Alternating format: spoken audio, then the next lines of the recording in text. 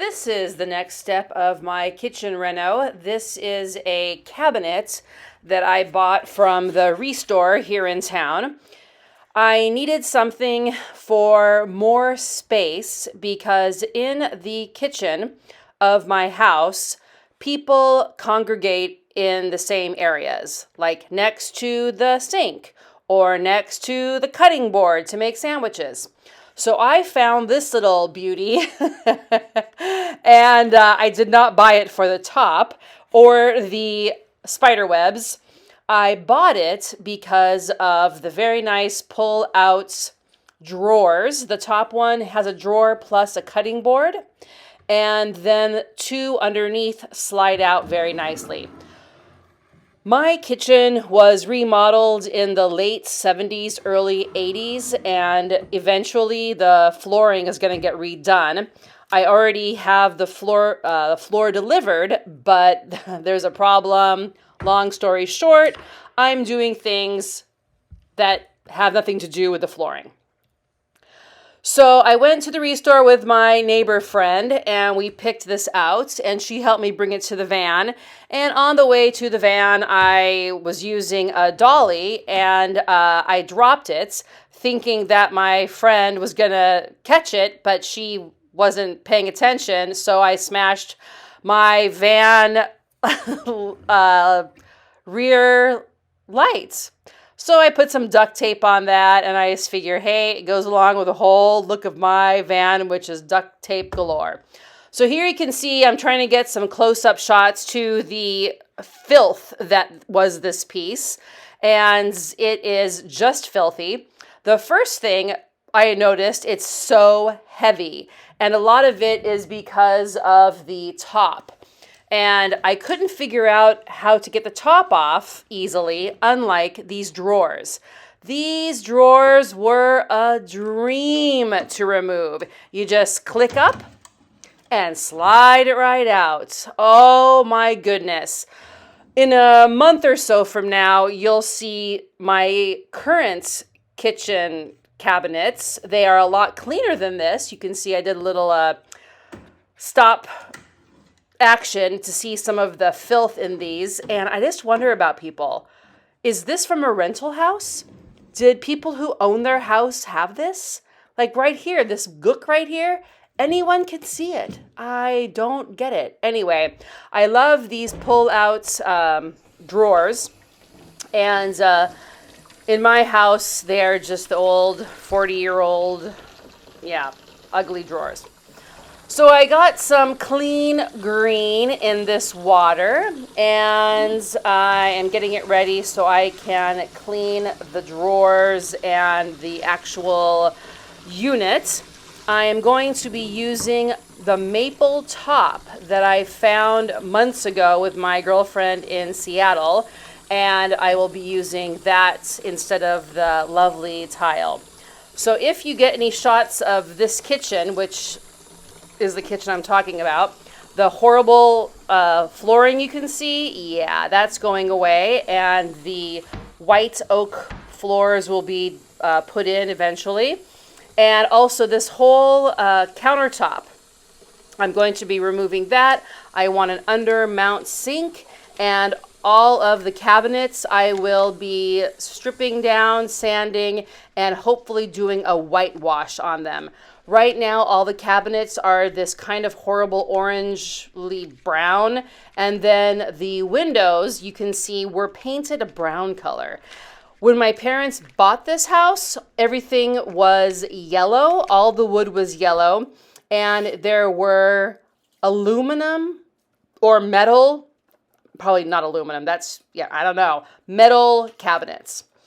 So here I am just cleaning all of the cabinets, and it's in pretty good condition. I was very happy to find out. Anyway, there's a lot of video of me cleaning, so I thought I'd talk about some little stories while we watch me clean and do things. And people might wonder, why are you talking about stories when we're here to watch you clean stuff up? if you listen to a video in the very beginning of when I started my videos, I talked about how COVID was really horrible. And what I would do is I wanted to watch videos of people accomplishing tasks. And I really liked watching the people who cleaned filthy cars. Oh my gosh, I love that so much. And it was mostly women who were cleaning their homes. And I did find it funny that some people would show themselves cleaning their beautiful, clean homes.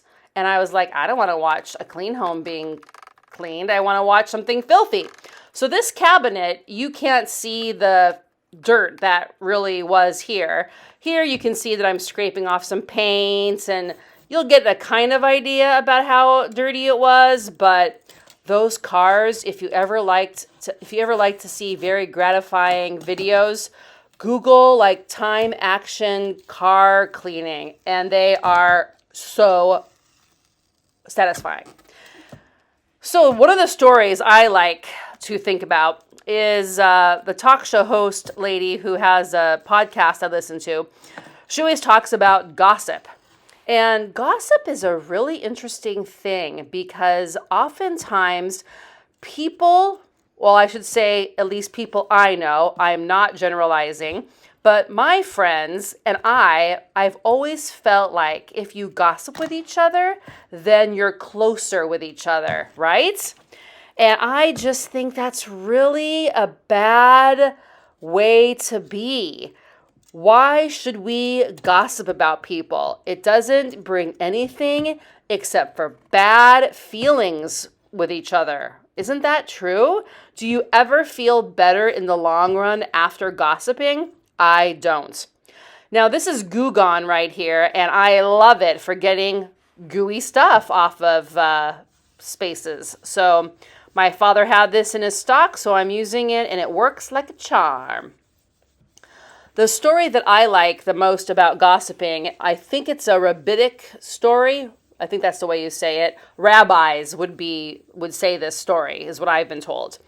And it's about a man who was saying really bad things about the rabbi. But this could be about anybody. This could be girls at high school or middle school bad-mouthing each other. This could be a spouse bad-mouthing another spouse. This could be a kid saying bad things about their parents or vice versa. So what happens is one person is bad-mouthing another person, is gossiping, saying a whole bunch of things. And then that person realizes that what they did was wrong. So that's good. You should realize when you're gossiping that it's not good. And if you do gossip a lot, think about, why are you gossiping? Do you feel bad about yourself? Are you angry with somebody? Are you just venting?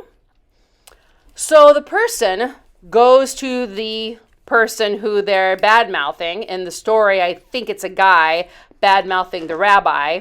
And the rabbi says, okay, if you want my forgiveness, take this pillow, go to the top of the mountain, and release all of the feathers that are in the pillow.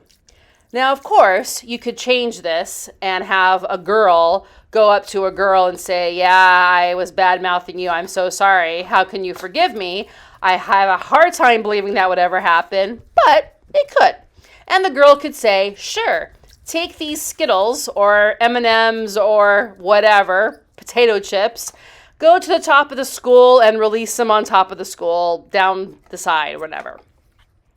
So in the story, the man goes, takes the pillow, hikes up the mountain, opens up the pillowcase, releases all of the feathers, and they blow far, far away. Or the girl goes to the top of the school, releases all of the M&Ms out the window, and they go everywhere. The person goes back to the rabbi and says, I released all the feathers. They've gone everywhere. Now do you forgive me? And the rabbi says, yes, as long as you can go back to where you let the feathers out and pick up every single feather that you released. And that means that it's undoable. You can't undo it because every time you say something bad about something or somebody, even if you tell the people that you made it up or you exaggerated or you were just in a bad mood, that information that you gave will always be there. So there's no way to pick up all the feathers. There's no way to pick up all the M&Ms or Skittles or potato chips. There's no way to ever undo it. And of course, being a girl, I have gossiped and I have asked people for forgiveness, and I've had friends who have said to me, yeah, girls just say bad things to let off steam. I think a little bit of that is correct. And I try never to say it to the next person. Like if somebody complains about somebody to me, I think to myself, okay, they're letting off steam. I would ask that person about why would you think this? Or why would you even tell me this? And hopefully that person, might not gossip so much. But it's a thing that I think a lot of us need to get better at. Another thing the talk show lady I listen to talks about is poisoning the well. So if you are married and your spouse does something that you don't appreciate, and then you go tell people about it, and then your spouse makes up for it or stops doing it, the people that you told these horrible things about your spouse to will never forget it. They will always remember that you complained, and they will never see your spouse or your friend or your coworker or whoever it is in the same way ever again. So just think about gossip and try not to do it. So this is the cutting board that was part of the new unit, and I did sand it off with my Surf Prep sander, which I love. I'm still waiting for the HVAC unit so the dust doesn't go everywhere. So I am using my nice mask here, which I did use for all my work. And I sanded it a little bit, and then I thought to myself, yeah, you know what you can do with these? Flip them over. That's right, flip it over. So once I sand this, I put mineral oil on it, which is food safe, which means you can put food on it and then eat it. Nothing will happen to you. And so now it's in my kitchen, which I'll show you at the end of the video. And I just flipped it over so it looks brand new. One nice thing about wood, you can fix it all the time. If I had more effort or if I cared more, I could sand it down so it would look perfect. But it's for cutting bread. I do not care at all. The next story I wanted to talk about was, I love this story. Now, I am not a religious person. I was raised Catholic, and I do believe in God. Here's the mineral oil right here. But I do like this story about making sure you see the chances that you have in your life and taking them. So the story that I like, that the lady who I listen to on the radio, actually a podcast, I pay to listen to her shows. It's about people who are waiting for somebody to save them. So in the story that she tells, it's God. But this can be for anybody, people who just don't take what is given to them because they're waiting for something or someone to save them. So the story goes, you might have heard this, that there's a big flood. And the water is rising, and it's getting higher, and it's getting higher. So the people who live in the houses are going up to the first floor of their house, and they're looking out the window, and they're yelling out like, hey, come and save us. So a boat comes, and the boat says, okay, come on in. We're here to save you. And the people in the house say, oh, no, we're waiting for God. God will save us. And this is me trying to take off the top of this obnoxious cabinet. So what had happened is the people who put this top on, they put the wood on, they screwed it from the top, and then they put the tile over it. So it was impossible for me to unscrew the top by going underneath. This is the only way that I could think of about how to get this off. So the water is rising higher and higher, and so the people go to the second floor. And boats are coming by again. They're saying, come on, come in the boat, come in the boat. And the people are saying, oh no, we're waiting for God to save us. So now the water is getting higher, and the people are on the roofs, and helicopters are coming and saying, we're dropping these lines of rope down for you. Catch on, we'll bring you to safety.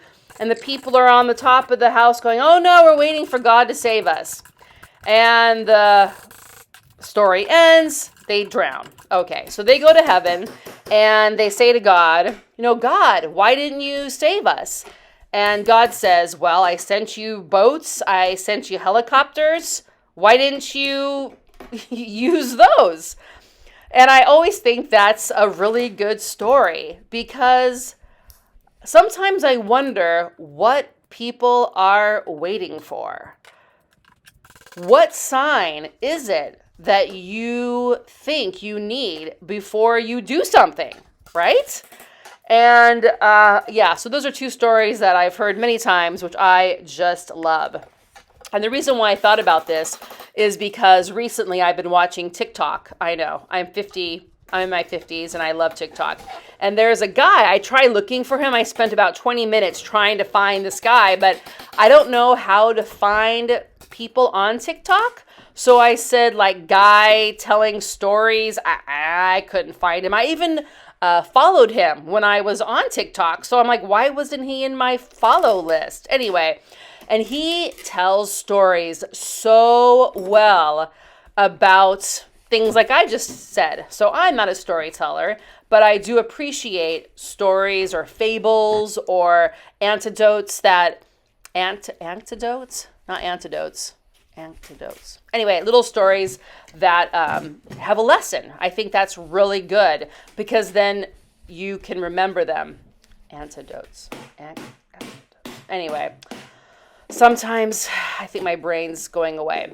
So finally, I got the tabletop off, and my back has been sore for the last 2.5 weeks. It started when I took the chimney down, and I've mentioned this before, and my left side is really painful. And so then it got a lot better, and then the next day I started painting the kitchen, and then it got sore again, and then I started doing this, and so now today I've just been video editing, because my back hurts again. So it's really frustrating. Yesterday, a gentleman came over who works for the asbestos abatement company here in town, and I was just so jealous. He kind of looks like the Dwayne Johnson demigod from Moana. And I said to him, does anyone ever tell you look like the guy from Moana? And he said, yeah, my father's Tongan. And oh my gosh, he looked a cuter version, if that's possible, of Dwayne Johnson. Anyway, so he came over, So underneath the flooring in the kitchen, there's a layer of asbestos, so I get to pay money for some guys to take it out. And in Washington State, for sure, in the county where I live, a homeowner can abate or take out their own asbestos from their home. And you're supposed to pay a fee and get a whole bunch of bags that you double bag things. However, people don't follow rules, and I don't know what happens if you don't follow the rules, but I get to pay a lot of money. I'll find out tomorrow. I think it's going to probably be about $7,000 to take out the floor. Yeah, that's great. So here I am taking out all of the staples that were on this cabinet. And it was very interesting because you can see on the side of the cabinet, there's about a 3-inch extra piece of wood. I think it's to fill in where the kitchen cabinet used to be. There was a dead space or something. There were screws that were going out. Well, this is going to be a standalone unit, so I really can't have screws just popping out of the cabinet.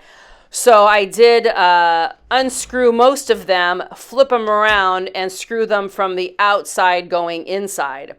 When I took the top off, part of the support came out. So luckily, I had a piece of extra wood that was just hanging out that I could put in to be the other support, which turned out perfectly. I was very pleased about this.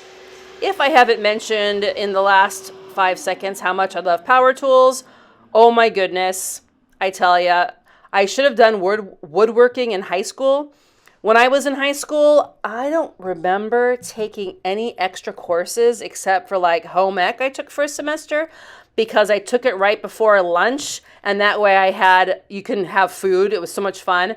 So my teacher was really great. I can't remember her name right now, but she was lovely. So you cook fun food, but then for the last 10 minutes, you have to clean the stupid porcelain sinks. Porcelain sinks, yeah, because they would get a little bit dirty because of the pans, and it was so annoying. So here I am cleaning some more of the cabinets. There were just spills everywhere. There was like a coat of maybe dried butter or fat that I used the scraper to scrape off. If you're a messy person, I'm sure you're lovely. I just don't see how people don't see dirt. And I know a lot of people don't see it. There's a lovely person who I live with, I won't say names, who makes spaghetti, and spaghetti sauce goes all over the all over the wall. And I'm like, oh my gosh, don't even say anything anymore. I just clean it up. There's no reason. Some people just don't see it. I watched a wonderful documentary about the most expensive cruise ship, and one of the people on the ship, her job was to go around the ship and find problems that could be fixed, like, oh, there's a scratch in the door, there's something wrong, and oh my goodness, I've mentioned this before, I would love that job. One of the things I will point out, I made a big mistake. So I'm smashing the side of the cabinet right here. And can you guess what I should have done? Yeah, you're right. There are screws on the other side where the door is covering. Oh yeah, right there. That's right. If I would have just unscrewed these, I wouldn't have had to smash it, and I wouldn't have had to, what'd I do? Oh, that's right. Break up some of the wood that I should not have broken up. Once again, who's perfect? Nobody's perfect. If you believe in God, I always say only God is perfect. And I learned that from a guy who was selling carpets in Syria. He was really funny. And I think I told this story a while ago, but I was walking around and it was nighttime and it was really funny.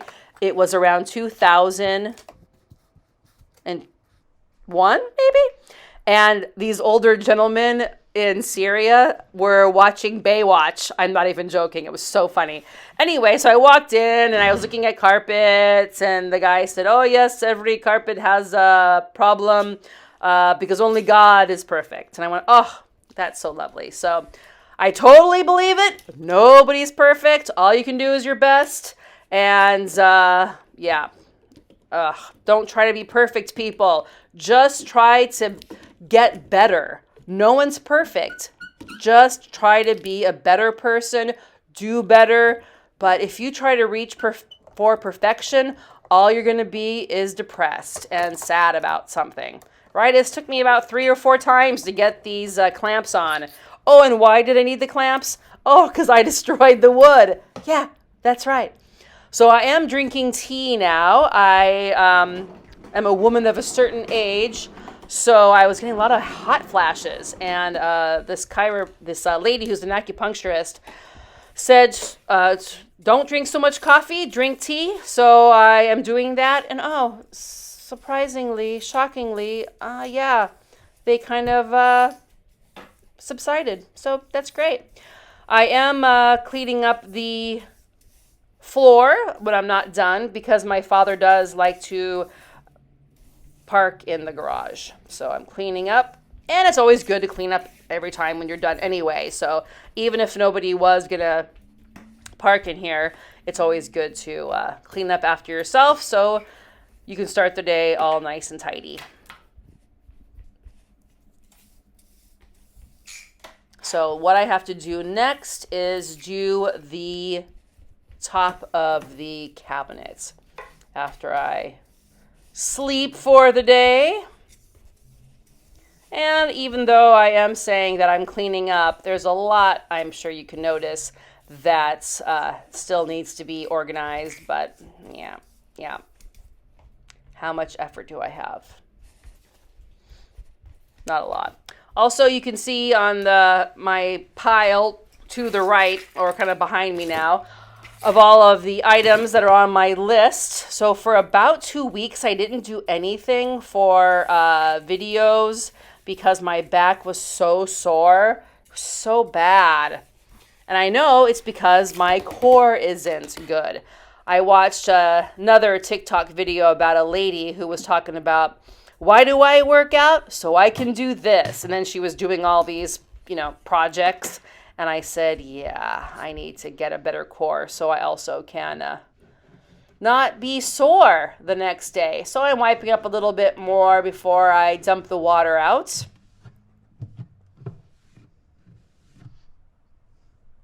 Yeah. I find it so interesting. There were broken plastic fork tines. There was, dripped fat, which I mentioned before. There was a bunch of crumbs. And I have no idea also who would put a tile top on a cabinet, because I would think it would be kind of hard to clean. So speaking of clean, here is the water that came from the cabinet. It actually looked a lot worse on the cabinet than in the water, maybe because the water, there's so much of it. So I moved it out of the way. Everything is glued up because of my not getting the big picture. And so the next day, I saw more dirt, so I'm going to clean this up. Looks delicious. And then I decided I'm going to cut the base off, and that's for several reasons. Not just because of the spider webs or the spider sack right there on the left. Ew. It's because of, you can see the water damage that's right there. And also because my father put in a new electrical socket where the chimney was. And that is going to be for probably a toaster, but it could be for anything. So I thought I will take these sides down by 4 inches. And then later on, I have no idea why I didn't videotape it. I painted the bottom white and I put in a 1/4 inch deep wood all around the bottom. And then I put in little like coasters. So that way they're very close to the floor, so food won't get underneath there, but I can move the cabinet if I want to clean underneath it really easily. And once the new flooring goes in, I will attach it better. But right now, you'll see at the end of the video where it's at right now. It's fine the way it is. So I'm finding more dirt, cleaning that up, and then I get to use more power tools to take off the base. Now, once again, think about I'm doing this all with a very sore back. So you can't hear me whine, but every once in a while it's like, oh, it's my left side. Yep, use ear protection. Use some eye protection. I don't think I used my mask for my lungs, which I probably should have, but this one doesn't make so much dust. But yes, you should always wear your face mask. So I did this a couple of times. I was trying to get the very end part off, and it worked just fine.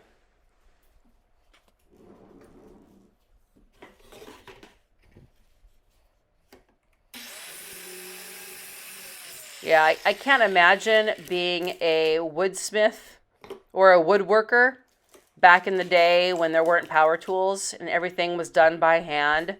There is a book that was written, and if I remembered it, I could tell you.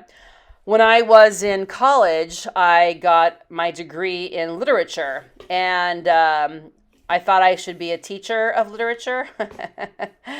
And then that's when I realized, oh my goodness, my memory is so bad. I had to give presentations about things, and I couldn't remember the characters' names or the authors' names. I'm like, yeah, I can't be a teacher of literature. And actually, I don't even read that much. One of the reasons why I thought I should be a literature major is because I really was bad at reading and spelling and all those things. And I was pretty good at math, but I'm not joking when I tell you, I thought to myself, yeah, but if you're at a party, it's much more fun to talk about literature and books than math equations. I'm not joking when I tell you that was one of the reasons why I chose to be a lit major. So during college, I had to read about 3 books a week, which I totally did. I never used Cliff Notes. So whenever you would see me, I would be walking with a book. I'd be eating with a book. I usually biked to school on my bicycle, so I, of course, couldn't read while biking. Back in the day, they didn't have books on tape, so you had to really read them yourself. And I thoroughly enjoyed it. I really read a lot of books that, of course, I never would have read because I'm not really much of a reader.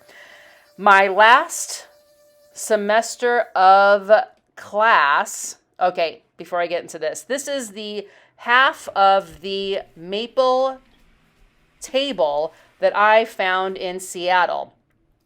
So I used the other side for a little black table that is here in my bedroom, and I love using it for having like food or my tea or doing some editing work on, and it's beautiful, however filthy, because a kid, I think, was in this house, because underneath I cleaned it. After I cut it, I cleaned it. I learned my lesson. So the first time I did it, I cleaned everything and then I cut it. I'm like, why am I cutting wood that I am probably not going to use? So that kind of black smudginess that you can see, what do you think it is? Kid, fingers, what do you think? You are right, it's chocolate. And how do I know it's chocolate? Because when I was scraping it off, then I used water with that towel. It smelled like chocolate. Yeah, so it's chocolate. So that's the back side of it. And then once I cut it, I flip it over and then I take the extra wax off. And then I'll tell you more about it in a second. Anyway, so my last semester of classes, I took a teaching English as a second language course. And I just thought it was great. And I was a pretty good teacher, but I really was good at low-level students. And the reason for that is because low-level students don't really ask you difficult questions. And I am very positive and happy and full of energy. And I had some friends who got really frustrated with students who didn't get better. But because I was never that good of a student, I was like, you can do it, and even if you're not perfect, don't worry, nobody's perfect. So I had a lot of students over the years later on reach out to me telling me that they hated school, and after they had me as a teacher, they changed their idea because I never was frustrated with them. So here's me using a router, and I love this tool. I will do more than just this one bit, but this bit makes it kind of round on the outside. It's just lovely. It's such a nice sense of completion or whatever. It just makes the item look so good. I only do it on 3 sides. The other side, I'm going to have it against the wall, so I don't need to do it on that side. Nice story is that maybe about, I don't know, a year ago, I had a student who I taught back in Abu Dhabi Women's College, and this was probably around 2007. And she wrote to me and said, I probably didn't remember her, but she was in my class. And I was told that I had to leave the class to go to a meeting.